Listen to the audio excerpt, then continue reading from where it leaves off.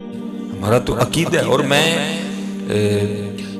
کتابوں کی باتیں تو ہیں، آپ علماء سے سنتے ہیں. میں حضرت جو میرے ساتھ ایک ہوئی اور جس نے میرے بہت سے پردے اٹھا دیے.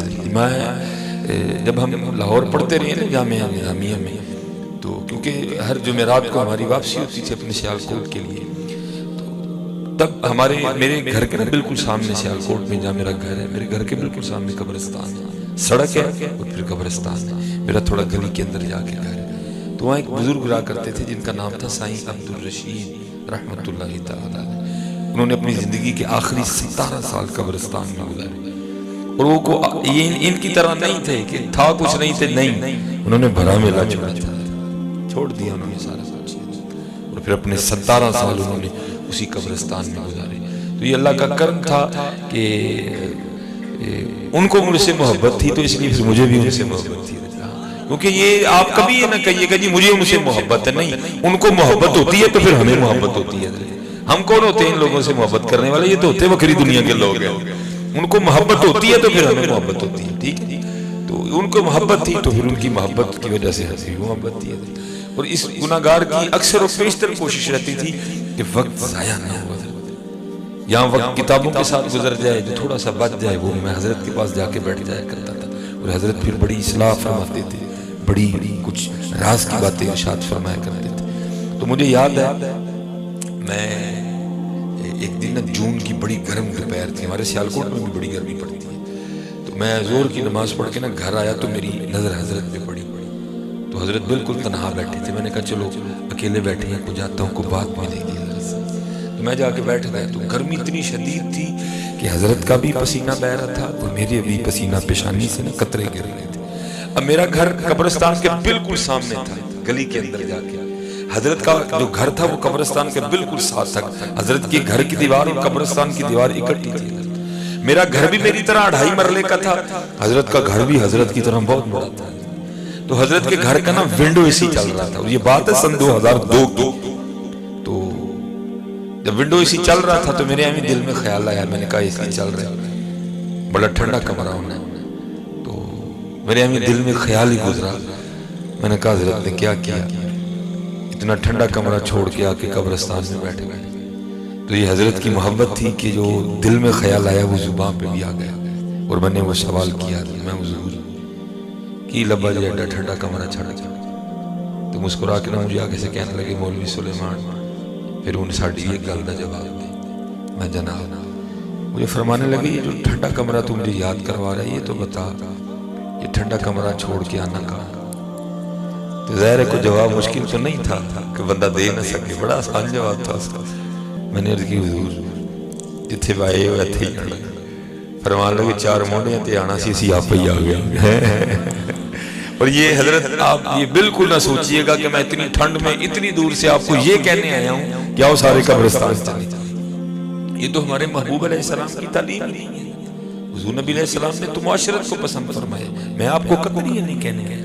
وہ حضرت کا ایک اپنا مزاج تھا اور اس کا وہ جواب دیں گے اللہ اور اللہ کے رسول کی بارگاہ میں. میں آپ کو یہ نہیں کہنے آیا بس جاتے جاتے، کیونکہ قبلہ بھی آپ تربیت فرما رہے سے حوالے سے یہ بھی حضرت کے قدموں سے برکت لے کے جاتے جاتے بس آپ کو اتنا کہا جائے گا کہ بس بھائی جہاں کہیں بھی رہو، ٹھیک ہے جہاں کہیں بھی رہو بس قبرستان کو بھولنا کبھی نہیں. بس جہاں کہیں بھی رہو، کوٹھی میں رہو، مکان میں رہو، جہاں کہیں بھی بس حضرت جی بھولنا نہیں کبھی اس کو. بلکہ میں تو بچوں سے کہا کرتا ہوں، دوستوں سے جایا کرو کبھی کبھی، کیونکہ جانا جو ہے وہاں میں قبلہ میرا گھر ہے کرائے کئی، اس کے سامنے میرے ایک دوست ہیں وہ اپنا گھر بنا رہے ہیں. تو میں نے جب مسافر آدمی ہم تقریباً سوموار کے نکلے ہوئے، میں نے کل جمعرات کو واپس جانا، جمعہ بس سیالکوٹ میں گزاروں گا، پھر جو ہے نا وہ اتوار پشاور ہے، ہفتے کو پھر لاہور آؤں گا، سوموار کو پھر ہری پور ہے، پھر ہری پور سے آگے جاؤں گا.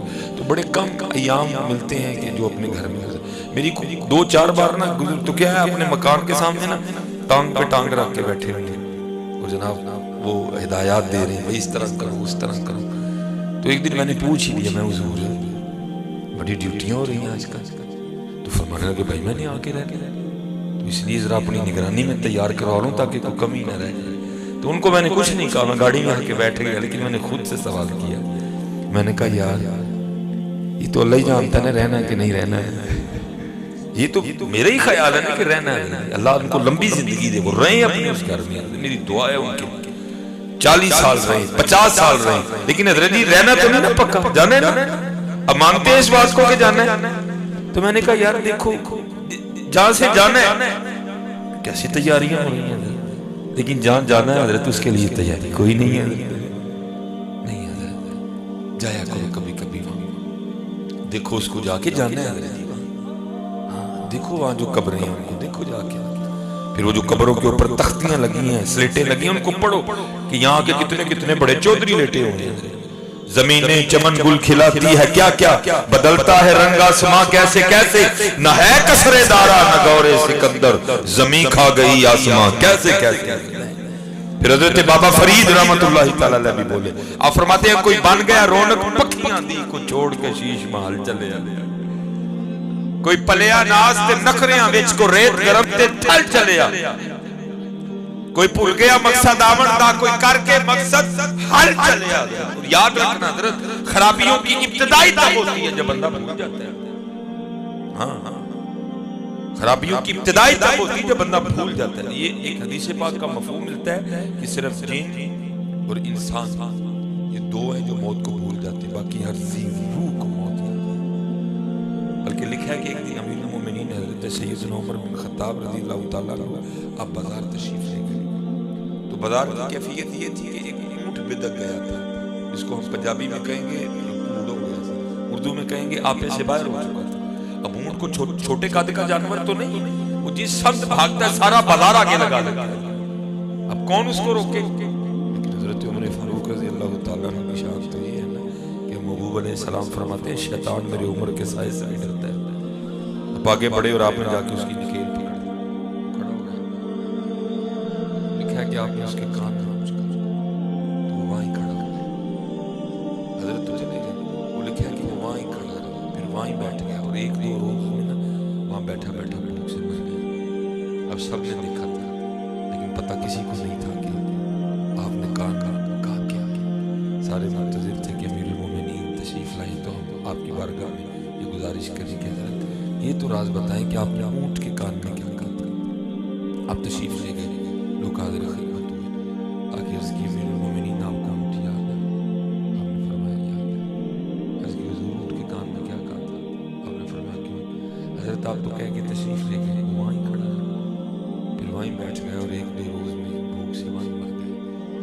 جو امیر المومنین نے جواب دیا تھا میں اپنے پنجابی انداز میں اس کا مفہوم بیان کر دیتا ہوں. فرماتے میں نے تو اتنا ہی کہا تھا بھئی اینا موڑ کیوں